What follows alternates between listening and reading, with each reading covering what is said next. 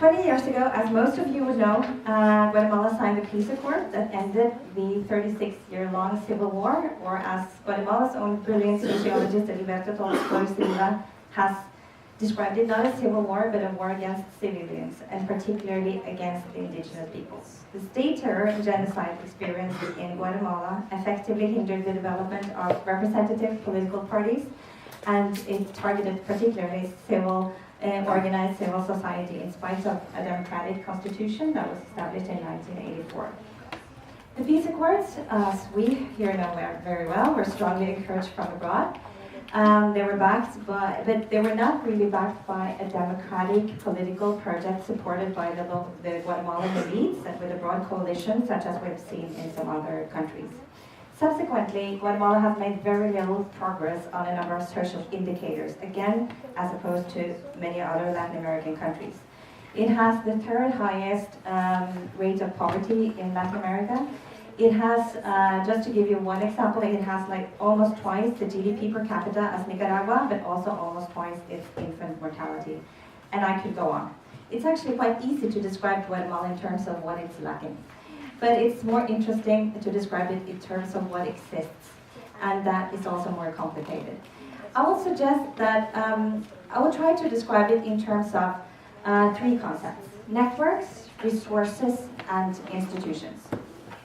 In her book from 1992, Marta Elena Casal speaks of the family networks that govern Guatemala and that have always governed Guatemala. She shows how around a dozen family networks that are interlinked by marriages, business contacts, and different social relations and political connections are the most important unit for understanding the political and economic development in Guatemala.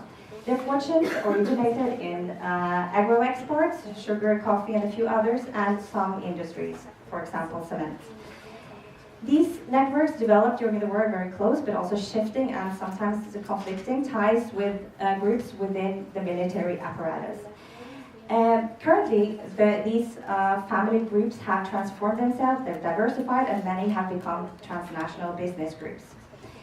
Some of these families and networks had very clear visions of what kind of economic development they wanted for Guatemala after the war.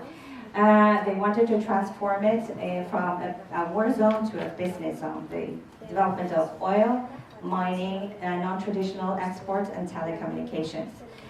And the groups have the vision that they could do so without investing in a state or the rule of law, and definitely without entering into any meaningful dialogue with the people living in the areas they wanted to develop. There have been a lot of changes in these family networks, but the key families are still influential. Former Minister of Finance, Juan Alberto Fuentes Knight, describes it as the G8, 8 representatives of important family networks that control 90% of the banking and financial sector. They represent around 10% of GDP. They control media, they do lobby, but also uses lobby firms in the US and Europe, etc., to advance their business and political interests. They also have close contacts with private security and exert considerably power over the executive, the judicial, and the legislative systems. However, these traditional family networks do not really explain the complexity of Guatemalan politics at the moment.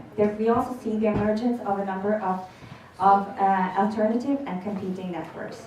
And I would argue that they have emerged because there's new sources of accessing 3 key resources in Guatemalan politics. That is money, obviously, that has always been important, probably all over the world.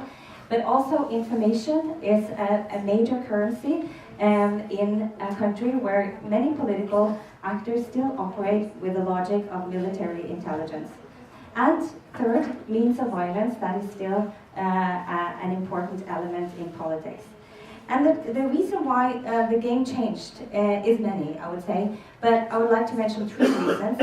One is the expansion of the drug economy, which is related to regional development, both in Mexico, Colombia, and the area around. It was not the emergence of a drug economy, it's existed for a long time, but Guatemala as a transit point increased in importance due to a number of regional changes. Also, the proliferation of private security companies related to the post-war situation and the introduction of democracy, ironically perhaps, but that left it open to develop into what Ivan Briscoe and Martin Peressier has called a political marketplace. That has led to the emergence of new groups also competing with the traditional ones for influence in politics. These are different kinds of networks. Some are based on the exchange of influence between professionals in governmental ministries, private businesses, law, and the media, and they might be regarded as kind of opportunistic networks that form due to opportunities for enrichment that appear. Other networks are more stable and devoted to certain crimes such as smuggling, drug trafficking, illegal adoptions, and systematic and institutional corruption. Some of them have their roots in the military apparatus from during the war, and some have been called SIACs. It's a concept that often appears in political analysis in Guatemala, illegal bodies and clandestine security apparatuses. During particularly, I would say, the government of Alfonso Portillo, he was elected in 2000, the control of, by these more or less illegal networks of the institutional apparatus in Guatemala became so strong that there was really worries that Guatemala would descend into becoming a narco state. What that really is rather unclear. But it was a deep worry that the institutions of Guatemala were set completely aside. Institutions are overall weak in Guatemala, but they're definitely not without their achievements, and they're not unimportant.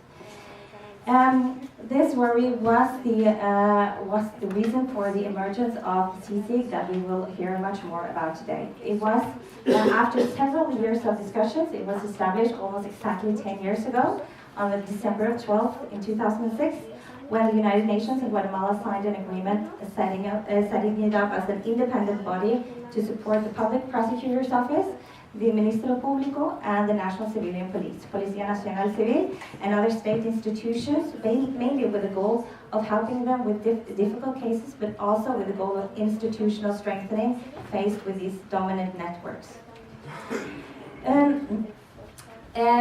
Around 2009, I'm sure we'll hear a lot more about the struggles and the problems that CICIG has faced, but also its achievements. But around 2009, it managed to create a coalition, including human rights groups, the then governing party, but also the organized private sector, represented by CACIF, a powerful organization, and joined forces to support the justice system. In this period, CICIG achieved a reduction of impunity, allegedly, it's hard to measure, but allegedly from 80% of all serious crimes went without any punishment to 70%. And there was it also coincided with a quite significant reduction in homicide rates from 46 per 100,000 inhabitants in 2009 to 30 in 2014. A number of other achievements. Former President Alfonso Portillo was incarcerated, and the suicide of a business lawyer videotaped with accusations against the president. Alvaro Colón was revealed as a setup to damage him. There were many more cases. However, the support coalition was wearing thin, particularly as the genocide case against dictator Efraín Guzmán united many parts of the elite against the justice system. Subsequently, the CICIG and the public prosecutors were set up against really strong forces. That was when a very unexpected force, I would say, came to the rescue. And it was major public mobilizations that occurred throughout 2015 in support for revelations of particularly two major corruption cases. That was revealed by the CICIG. I hear an alarm going off here, and I'm soon going to finish. It was also helped by the emergence that had occurred over some more time of independent media. All the elites have traditionally controlled most media, but with the advent of more internet media, there have also emerged not many, but 2 or 3 important independent media newspapers that we will hear more about in the debate. However, since then, the institutions of justice has faced many new difficulties. Last week, a proposal to improve the system of selection of judges and also to acknowledge indigenous legal institutions was voted down in Congress. With a view towards a weakened U.S. support for CSIG as Trump enters the presidency, perhaps the elites felt less pressure to set aside their disdain for indigenous institutions of losing control over the system of justice.